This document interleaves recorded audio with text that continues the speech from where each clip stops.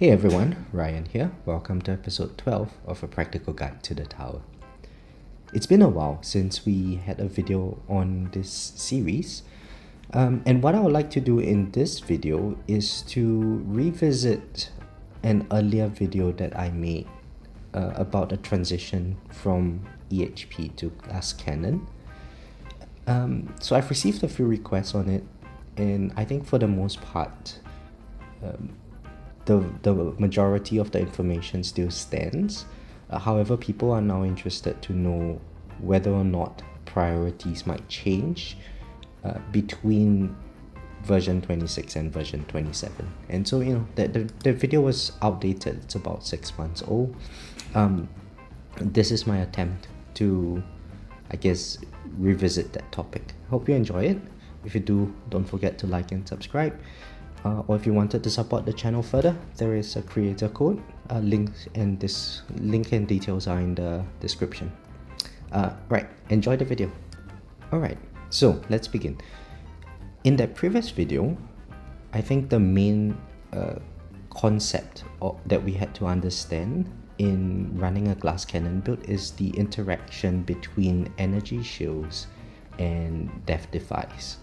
And so the idea is that if your health is sufficiently low, then when an enemy hits your tower, the game is going to do a roll to check whether or not you death defy, if the enemy is able to one-shot you. And if you death defy, you don't lose an energy shield charge, and instead you just don't lose an energy shield charge. So the main feature of, I guess, surviving longer with very little HP is to try to capitalize on those rolls over there, and of course get rid of enemies as quickly as possible to try to extend your runs for as long as possible. I think by now most people would be aware of this mechanic, the interaction between energy shield charges and death defies, so I don't think there's much need to go through it. And for the most part, that still stays. Now, there are a couple of minute differences with version 27, and primarily it's with the introduction of fleets, especially the overcharge enemy. So if an overcharge enemy comes in right now where my wall is down, because overcharge enemies don't do the same amount of damage as the other enemies, so if we have a look at basics over here, they do 1.52 Q currently. Overcharge enemies, they actually do 23 trillion. And so even with very little HP that I have, I'm still able to tank a few hits from the overcharge enemies. What the danger would then be is if the overcharge enemy spawns when my wall is down, it's going to take out most of my energy shield, because it's actually quite difficult to kill these overcharge enemies. And then when that happens, the next boss, say, that comes in, or whatever enemy that comes in and hits my tower, because I'm left with 0 energy shield charges, it's probably going to proc my death defy, or if death defy is down, it's going to be my run ender. So I guess that's the main difficulty. And I think what the takeaway from this is that we do, I guess, with version 27, the importance of having good controls over the enemy is going to be a lot more important now, right? We can't really change when the overcharge is going to come. When that overcharge comes, if it takes out all of our energy shield charges, we hope that our controls are good enough to at least regen some of our energy shield charges before we take the next hit and so on. We could of course go for more damage, but for the most part, most of the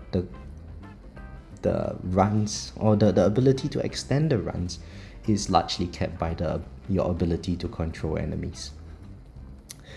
In fact, I guess it's worth mentioning that over the past few months, I've spoken to quite a few people from the community, and I seem to get the idea that a lot of people place a lot of emphasis on damage. Now, this is not to say that damage is not good. Damage is actually good. You can survive a lot further with more damage. However, I think the importance of damage is, I guess, overstated by most people. And the importance of controls, in fact, is understated by most people. So I think it will be worth entering into this topic a little bit more, which is the next segment of this video. So let me clarify what I meant by that. And I guess it's more important to think about what a glass cannon build is versus what an EHP build is. So we all know what EHP, right? Especially if you're doing a transition from EHP to glass cannon, you already know what an EHP build is. But the main feature of any EHP build is that for the most part, all the enemies, they are going to be surrounding your wall, right? They're going to hoard around your wall. And that is perfectly fine. Now, when we talk about a glass cannon build, because of our very low health, we are still trying to hoard enemies to a certain extent. However, we want to hoard the enemies on the outside of our range line. Okay, so there are many different ways that we can go about doing that. We could use a large shockwave size, for instance. We could use stuns by means of, say, poison swarm stuns. We could use inner landmine stuns, and so on. Now, all of that is just there to try to hold enemies away from our tower. Okay. Now, then the question is, why is the glass cannon transition difficult? And for the most part, I think, especially when you are making the transition into glass cannon, if your ultimate weapon uptime is low on Deathwave GT and Golden Tower, you are going to notice a very sharp fall in your coins per minute as the run progresses. Now, the main reason for that is because a lot of enemies that you are going to be killing are going to be killed without being tagged by any of your coin multipliers. So, for instance, if you had, say I use Max Shockwave at the moment, but I didn't really have a good CF plus, enemies, they're still going to be slowed, but they don't actually travel very far before they get hit by my ops, right? And when our ops hit them, the enemies die. If my uptime on Black Hole Deathwave GT is quite low, such that I don't tag all the enemies with all these coin multipliers, then I'm going to see a fall in my coin per minute relative to an EHP build, because for the most part, the most famous EHP build will be like Devil. If enemies are all hoarded on the inside, when all your ultimate weapons activate, all these enemies are tagged by all your coin multipliers, and then your ops trim them off. So you benefit from all of that coin gains. It is because of this fact that makes the glass cannon transition a bit more difficult, because for all intents and purposes, we need quite a lot of stone count in order to get very high uptime on our basic trinity of ultimate weapons. The second thing also that makes it very difficult is that, well, if we have very low damage, then we can't really kill the enemies very fast. So when enemies get into the inside of our range line, they are going to get very close to our tower, probably kill us very quickly, and the runs just don't last long enough for us to experience that good coin multipliers. Now, the final thing is that if our controls are weak, and then back to that Chronofuel example, for instance, because I'm not hoarding enemies on the outside long enough, I'm killing them a bit too quickly, that in turn results in me getting lower coin. So how do we actually deal with all of these problems? Well, the first and I guess the most important thing for everyone is still going to be your economy related stuff. The purpose of transitioning into this glass cannon types of builds is so that we can farm tier 14 and up for more cells, for more coins, and so on. So, if you haven't already gotten like a very high uptime on your Deathwave, Black Hole, and GT, I guess the first solution would be to get high uptimes on those 3 alternate weapons. Thereafter, because we are going to be killing enemies a lot faster with a glass cannon build, one way to counteract the lack of coin multipliers being tagged on the enemies is to use GT Plus. Because now with GT Plus, we actually want to kill enemies quickly, right? And I remember back when I was doing this transition, it was around the time where I hit GT8, GT plus 8, where I noticed that the EHP strategies were giving me, where I hoarded enemies, it was giving me a bit less coin than if I were to use a glass cannon strategy, which is essentially just Blender, where we are just melting all the enemies with our orbs. So I guess the most important thing about being able to get into glass cannon is not so much damage from a farming standpoint, right? It's to actually have a good GT plus to counteract the negative effects of not tagging all the enemies properly. So there's a bit of inefficiency there. I hope that makes sense. The second problem is that, well, if our damage or controls are weak, then we can't essentially hoard the enemies very properly, right? And again, the main focus should be economy. So if we wanted to hoard enemies properly, in the order of importance, which, I guess debatable, but this is just my own opinion, I think getting CF plus is going to be good for slowing the enemies before they reach your orb line. It gives you a bit more time in between your shockwaves to hold the enemies beyond your orb line. Thereafter, we can look at Poison Swarm stuns and Inner Landmine stuns, and those two stuns, they help to slow the enemies before they reach your orb line. Now, the second solution, of course, is to get more damage. I mean, yeah, that is pretty much self-explanatory, right?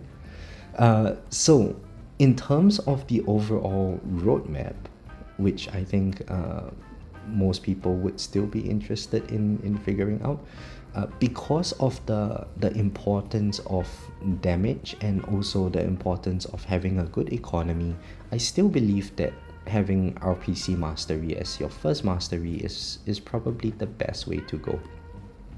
Of course, when you unlock masteries, things are going to be very unaffordable. You're probably not even at the stage where you have GT plus yet. That is perfectly fine. Unlock the RPC mastery, start benefiting from increased module levels that grow over time. As your module levels pick up, your economy is naturally going to pick up, you're naturally going to have more damage and so on. So it's not a bad one to get. Now, after you've gotten your RPC mastery, of course you should be working towards getting GT plus. And then once you get your GT plus and your economy is, you're able to lab in a couple of levels of the RPC mastery, it wouldn't be bad to consider Intro Sprint and Wave Accelerator mastery. Those two masteries are going to help with your overall economy because they allow you to reach your peak wave spawns quicker. And so per unit of hour that we are farming, we are going to be getting more coin, which in turn helps fund our masteries even more and so on.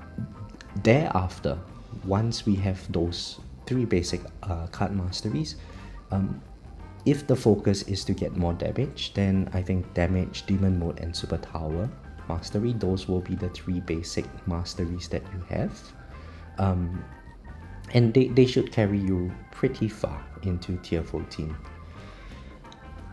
Now, in terms of our ultimate weapon development, because of how quickly we will be killing enemies as we make the transition and we start getting more damage, it makes GT Plus really important in order for us to progress with a glass cannon strategy. So for the ultimate weapon the development, I guess the main priority should still be GT plus, all the way till you get to a point where you can, number one, gain more coin than hoarding with, say, Obelisk or Obdevil. Number two, where you can afford your card masteries and so on. And only after that do we actually really care about trying to make the runs more efficient, right? The first step would be to get to the point where we can do such glass cannon runs. Then we think about the efficiency of the runs, and for the efficiency component, we can then think about getting more CF or getting more CF plus, and also maybe trying to get, say, a permanent swamp, right? If we get our duration and cooldown to, it's been a while since I've thought about this, but I think it's something like 70 seconds. It's 70 seconds duration on 70 seconds cooldown. It's going to cost something like 1,500 stones. That would ensure that you always have one permanent